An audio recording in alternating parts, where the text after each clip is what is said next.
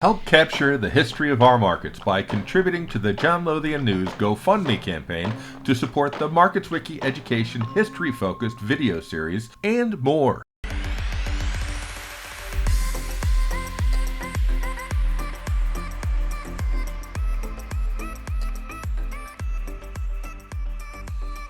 So we had an offer from a venture capital outfit in Boston who were very, very impressed. They didn't understand what was going on in the futures markets. They had no idea the futures markets were being electronified. Our presentation had really brought to their attention that this was going on and they weren't aware of it at all. And they made us an offer. They offered us a very large amount of money for a small percentage of TT. But unfortunately, Gary chose not to pursue that, but had mentioned this to Harris. Harris decided he wanted to own a piece of TT because he too saw the opportunity. He'd been trading DTB on TT's Deck Alpha screen for over a year at this point. And so he agreed. He thought software for trading markets was definitely going to take off. And so he bought a big chunk of TT that enabled TT to expand its employee base, to ramp up its presence around the globe. The UK office got bigger. We started our UK office in a Riga suite in the back of beyond of one part of London's narrow little back roads. Mark Thornbury was my neighbor and friend, and although he didn't come from the futures industry, he came from a business background, particularly a business background that was electronifying telephone call centers.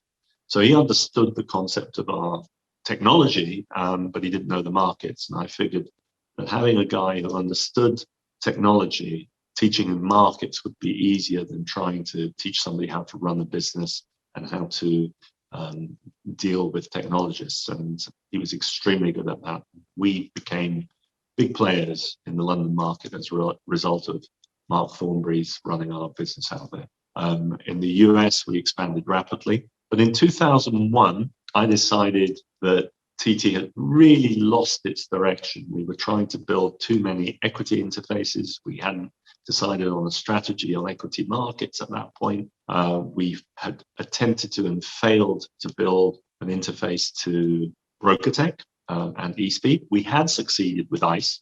I had spurred the interest in developing the ICE API front end. And one of the things we wanted to do was also integrate risk management. We managed to get that done despite the fact that TT structure at that time was not ideal for risk management. So ICE were a big fan of ours.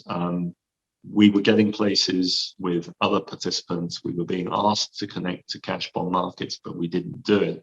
And I decided that it was not going in the direction I'd like. I left, I took with me my stock options, and I went off to test some other waters. I spent a brief time with SmartStream Technologies in the UK because I was very interested in understanding how the equity and investment market worked. SmartStream was very much a Swift shop. It was also a transaction matching shop.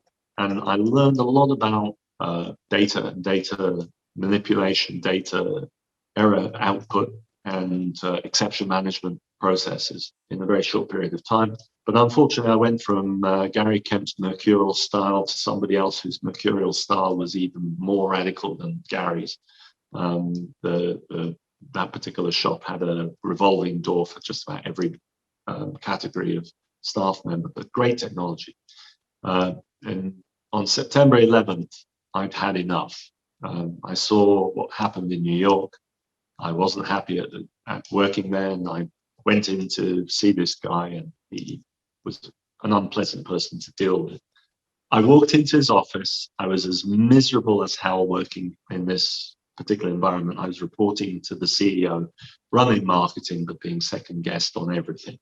So I felt I was done being micromanaged at my advanced age. And so I walked into his office. He saw I wasn't particularly happy or collaborative at that point.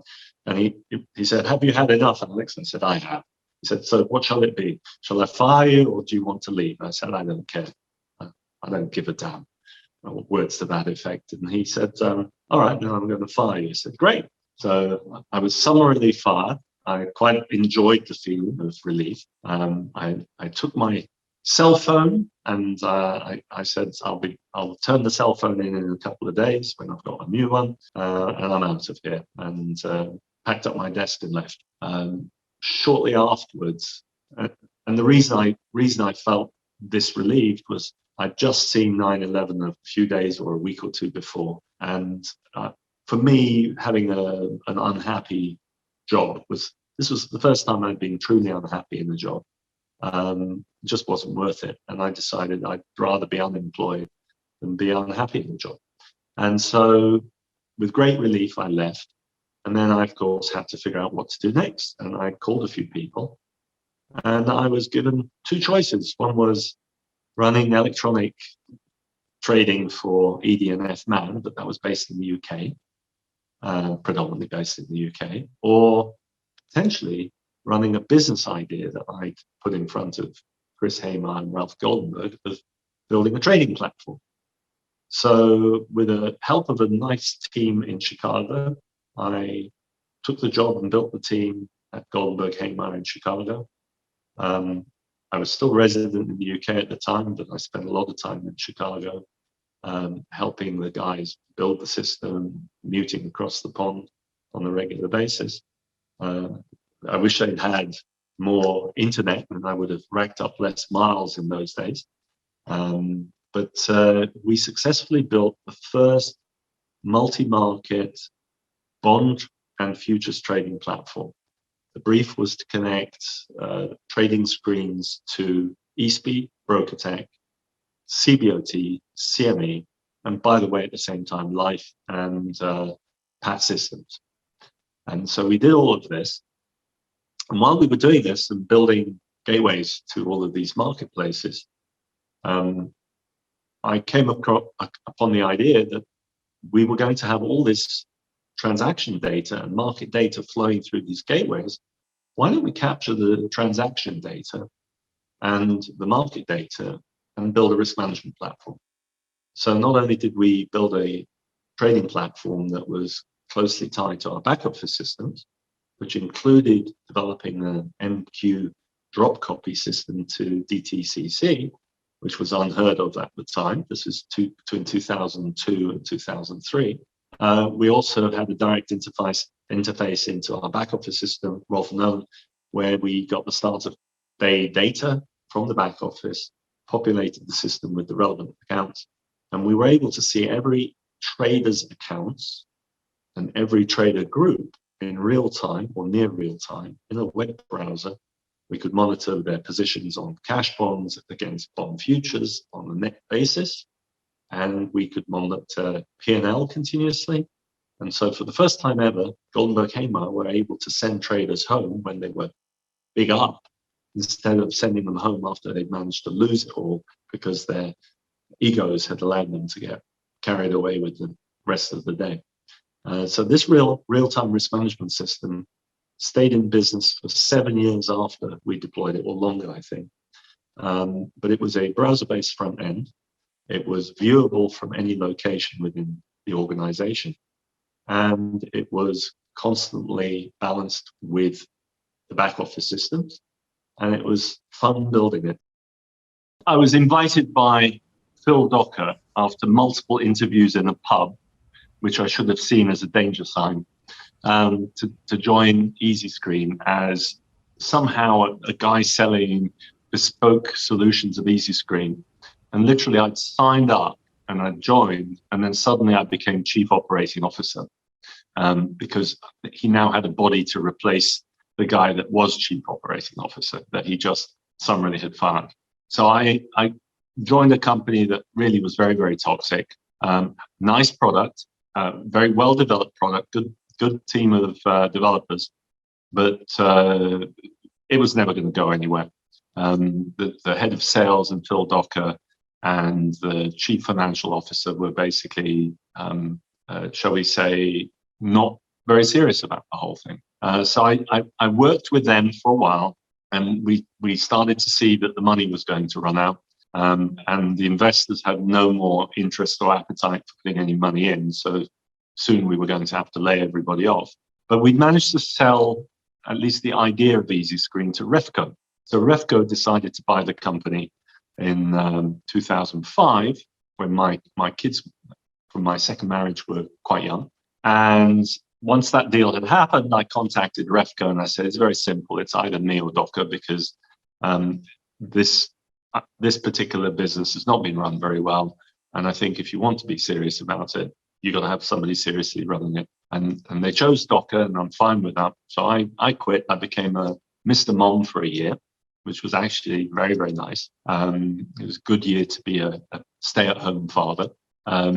EasyScreen faded into the distance until I saw the news report that Refco had gone bust because of some fraudulent blue sky declarations in their IPO. And I felt bad for Refco, but not so bad for, and bad for the people working there, but not so bad for the whole thing. And in fact, when I discovered that Man were going to acquire the assets, I was actually quite encouraged. And of course, Man subsequently blew up and Marex acquired the assets. So EasyScreen technology lived on under the umbrella of Marex, which is not bad, actually. And I never had a problem with the technology or the quality of the development. It's just that there was no commercial impetus behind the company at all. And then after about a year of being Mr. Mom, I got a call from Steffen Gemunden, who said, is this the same Alex Lamb that wanted to work for me twice in the past? And I said, yes, but you were too foolish not to hire me. And he said, well, if you want to have a come and talk to me, I said, what kind of job? And he says, well, I don't know. So I said, fine, I'll come and chat with you. And I met a Steffen Gemunden who looked completely different to the times I'd seen him before. We had a good conversation and I liked what I saw. And I thought, here's an opportunity to take a little family business and turn it into a proper business. So I joined RTS in late 06. And by the middle of 07, we were embarking on a, shall we say, a rationalization program, not to rationalize the people or the expenses, but to actually rationalize which products we were effectively selling and which products would be worth selling. And so we embarked on a really good strategic plan, which involved completely examining all the processes in the company that we felt weren't working very well. And we had a process improvement project one after another. But we reorganized the company to sell what we considered to be its most valuable assets, which was its market access piece. RTS had a great API system, a pretty good front end, but the front ends were costing us money. Every time we sold the front end, we'd spend 3 months training a user. Not exactly a good business model. So we stopped selling front ends and we started selling algorithmic trading, which for most of the only other firm that we really had to compete with at that time was Orc. Orc's Liquidator was the only other product that was getting any traction in terms of off-the-shelf algorithmic trading. And RTS's Tango, somewhat undeveloped, with the assistance of David Ellis, whom I think you know. We managed to turn that into a usable product, managed to sell it to quite a few people. But in the meantime, we developed better APIs for low latency gateways, and the gateways became part of our universal market access proposition. We would say to somebody, you get into our gateway, we can get you to N exchanges. And that's what we ended up successfully selling and increasing. In the meantime, we also developed our skinny front end with Tango behind it. So we vamped up our HTML5 front end to be a GUI that could use algorithmic trading in the background. And we pitched that. And we started to see some increased sales in general with market access. So it was fun. We grew the company's revenue enormously. We more than doubled it in under 3 years. I thoroughly enjoyed the learning process of how to examine products and build a business, and worked with some very cool technologists. So I probably learned a lot more about technology in those 5 years with RTS than I'd ever learned before. I've been lucky enough to work with an Italian company called IT Software for the last 8 years, where we sell real-time risk management products. And real-time risk management has been something that I didn't even know existed until I ran into IT software. At that time, they were calling themselves Technantial already. And the introduction came through Christoph Rellinger, who used to work for me at RTS Real-Time Systems. And Christoph was out in Asia, and Technantial had had some successes in Asia. And that's where we started to build up our revenue. So when I joined Technantial, we were selling real-time risk management as an incidental add-on to their other products. And by the time we were acquired by List a little over a year ago, the bulk of our revenue was coming from selling the Janus risk manager. And that's been an interesting period, because with electronic trading, what most people didn't realize or bother to think about was how to manage the risk in real time at a much more complex level than it ever had been before electronic trading. Part of the problem was most trading platforms were built by traders or by consultants who work for traders with the viewpoint of the trader in mind, rather than the viewpoint of the brokerage firm or the clearing firm as a core layer. And it's one of the things I learned at Goldenberg Hamer by making the decision to build the back office system interface as a core layer, knowing that every trader could have responsibility for multiple accounts. Being able to trade as a single person with multiple accounts is one of the things that was missing from most of the earlier systems. The company fit the vision of a unified risk management platform that not only sees everything that's going through the firm's books continuously in terms of orders and trades, but also can measure that traffic by so many different criteria and generate alerts by so many different criteria, or sort views for a trader manager in real time. To me, that was just a fantastic asset, and it still is fairly unique.